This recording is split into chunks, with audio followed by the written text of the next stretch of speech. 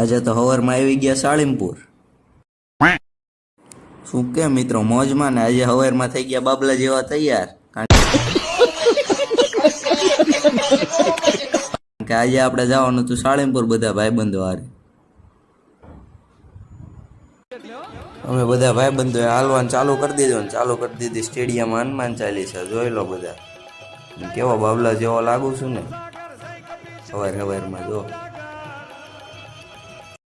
આવડા અમને અચાનક શું થઈ ગયું રોડ વચ્ચે ડિસ્કો કરવા માંડ્યા. એ રોડ વચ્ચે ન હોય, એ રોડ વચ્ચે ન હોય એટલે મજા માનતા જ નથી.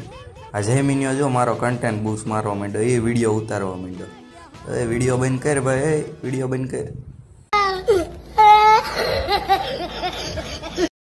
ફાઇનલી આપણે પહોંચી ગયા સાળીમપુર. અંદર વિડીયો ઉતારવાની મનાઈ હતી એટલે અંદરનો વિડીયો નથી લીધો. તમે બધા બહારથી દર્શન કરી લો. મળીએ